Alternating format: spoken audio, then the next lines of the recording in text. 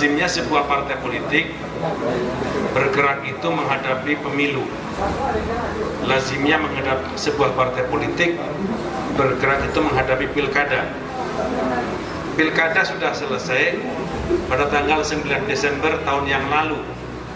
Pemilu belum akan dilaksanakan karena baru akan berlangsung 3 tahun yang akan datang.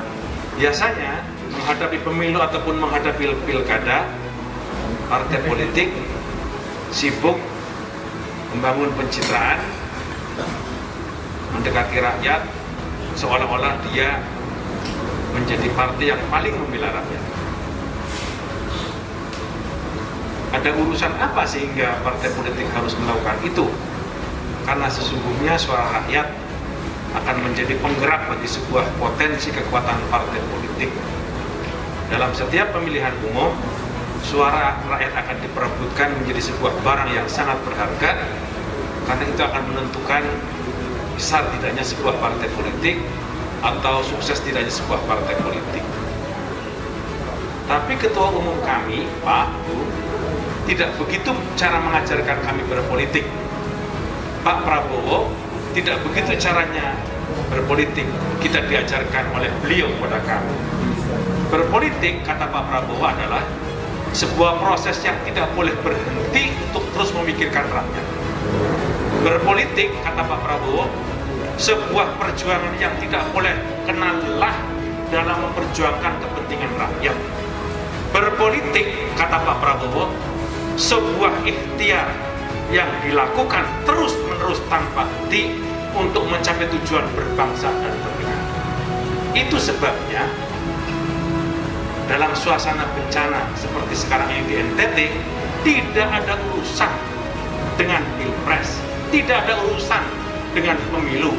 Begitu rakyat NTT terkena bencana, kami di Gerindra merasa kena bagian bencana. Karena itu, Pak Prabowo meminta kami segera datang ke Nusa Tenggara Timur, mendengar apa yang diharapkan dilakukan, membantu apa yang bisa diharapkan bantuan itu, meskipun jumlahnya tidak memadai, meskipun jumlahnya jauh dari yang mencukupi, tapi kita mendengar, kita merasakan, dan kita memberi apa yang bisa kita lakukan untuk membantu masyarakat NTT. Ini tidak ada kaitannya dengan urusan politik, tidak ada kaitannya dengan urusan pilpres. Ini bagian dari cara kita menjaga silaturahmi berbangsa, bermasyarakat dengan kekuatan Nusa Tenggara Timur. Karena Nusa Tenggara Timur adalah bagian dari kami adalah bagian dari Nusa Tenggara Timur. Sakitnya NTT, sakit kami. Senangnya NTT, senang kami. Pilunya NTT, pilu kami.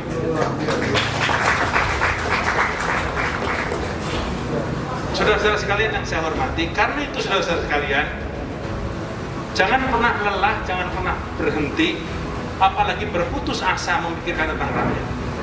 Kalau kita lelah, kita berhenti, bahkan kita berputus asa tentang persoalan rakyat, barangkali partai politik kita akan berumur jagung dan setiap pemilu selesai. Tapi kalau kita berpikir panjang, tidak pernah berhenti dalam berpikir bangsa, dalam mencapai tujuannya, maka yang terdapat adalah kemudahan, keberkahan, dan kemajuan. Itulah yang akan kita rasakan pada masa-masa mendatang. Karena itu kami tidak pernah merasa kecewa hasil pemilu 2019 di NTT, karena percaya itulah pilihan rakyat NTT. Kami tidak pernah merasa kecewa dengan hasil pilpres di NTT, karena itulah pilihan masyarakat NTT. Tapi kami percaya proses politik itu akan berubah, dan pada waktunya proses politik itu akan berpihak kepada kami. Yang penting teman-teman Gerindra di pusat, kami semua, yang penting kawan-kawan Gerindra di DPD, DPC, jangan pernah merasa menyerah, jangan pernah merasa lelah, jangan merasa kalah, apalagi merasa sia-sia perjuangan. Tidak ada perjuangan yang sia-sia, meskipun suara itu hanya satu suara. Tidak pernah ada suara yang sia-sia dalam proses politik, meskipun tidak didengar oleh rakyat. Tapi kami percaya perjuangan itu dalam sejarah perjuangan menegakkan kebaikan, kebenaran, persatuan selalu saja didengar, dirasakan, pada akhirnya akan diikuti.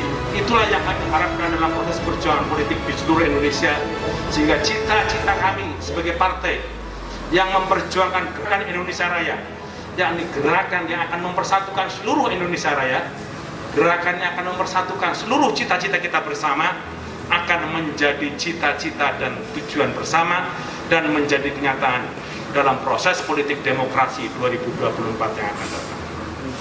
Kenapa?